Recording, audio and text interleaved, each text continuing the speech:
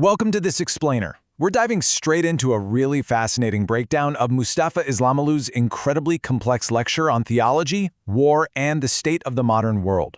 Basically, the speaker takes his audience on this intense 90-minute rhetorical journey, weaving together ancient scripture, historical events, and some highly charged modern geopolitics. Our goal here? To impartially unpack these core ideas and organize them so you can clearly see the underlying arguments and philosophies at play. To make sense of it all, Will organize his arguments into 5 distinct paradigm shifts. First, theological cycles of corruption. Second, contrasting ethics of war. Third, institutional hypocrisy and failure. Fourth, a fragmented Muslim family. And finally, Gaza as a spiritual school. Okay, let's jump right into Section 1, the theological cycles of corruption, interpreting Surah al-Isra. This really lays the theological foundation of the entire lecture. The speaker anchors his worldview in a specific reading of Surah al-Isra, specifically verses talking about causing corruption on the earth twice and reaching a degree of great haughtiness. But here's the key thing. He doesn't just read this as static history. Instead, he frames it as an ongoing, repeating cycle of corruption and inevitable divine consequence. He argues that whenever a group achieves immense economic and numerical power, there's this severe risk of extreme hubris, a haughtiness where they literally start viewing others as lesser beings, almost like insects.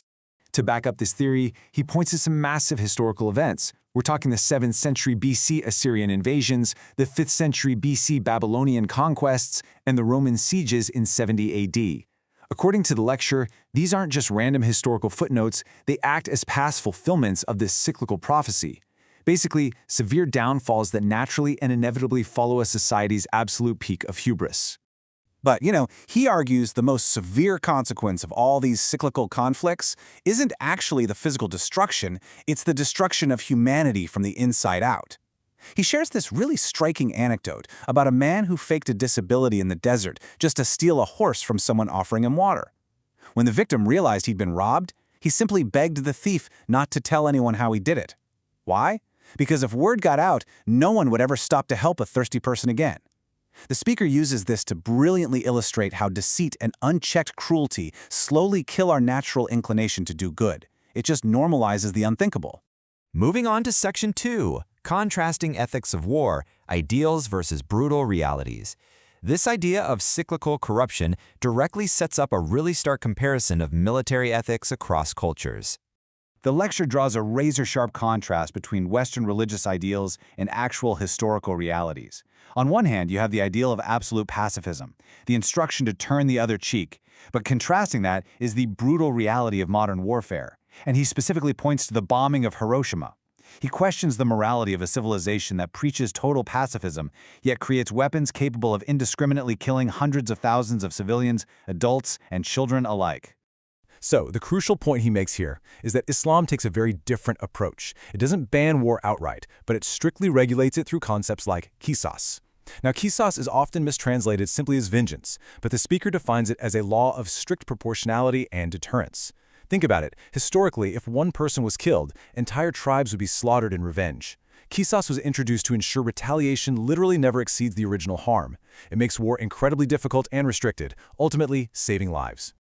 This perfectly illustrates his next point about historical Islamic rules of engagement. These rules demand the strict protection of non-combatants, animals, and even infrastructure. He highlights a fascinating historical anecdote where early Ottoman sultans were actually presented with early versions of blind firing weapons, sort of like cluster bombs that hit an area indiscriminately. According to the speaker, the sultans actively rejected deploying them. They willingly sacrificed a major tactical advantage purely because they couldn't guarantee the safety of innocent lives on the battlefield.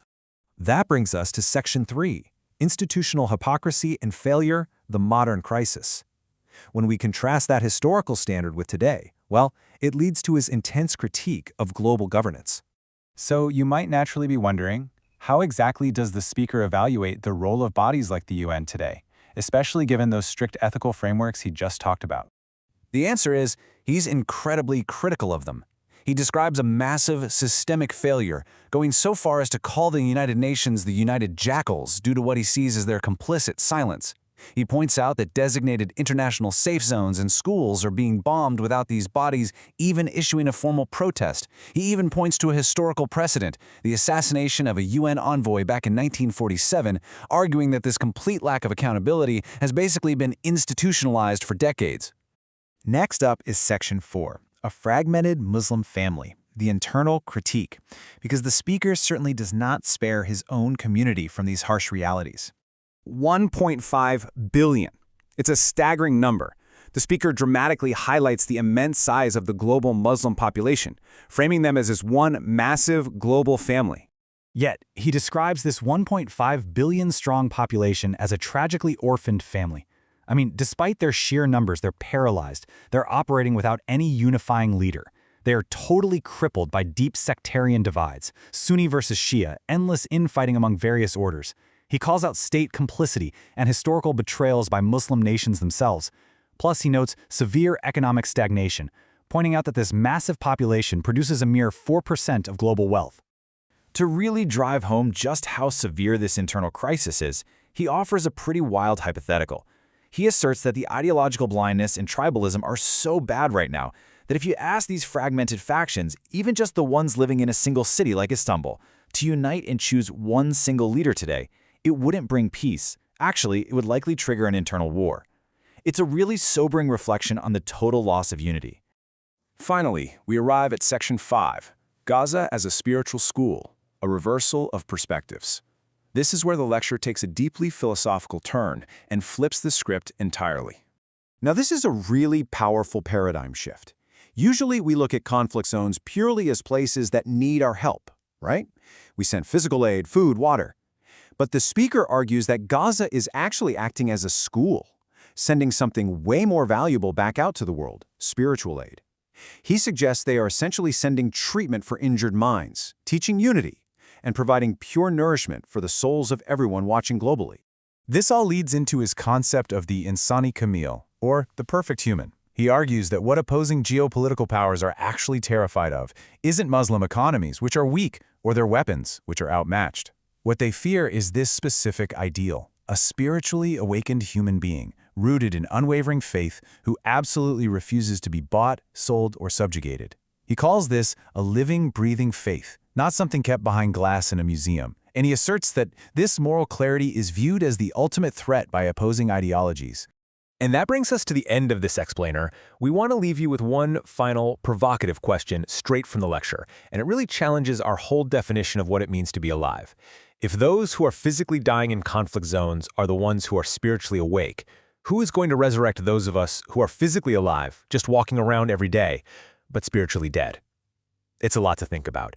Thanks so much for joining us to unpack this profound material. Keep learning and keep questioning.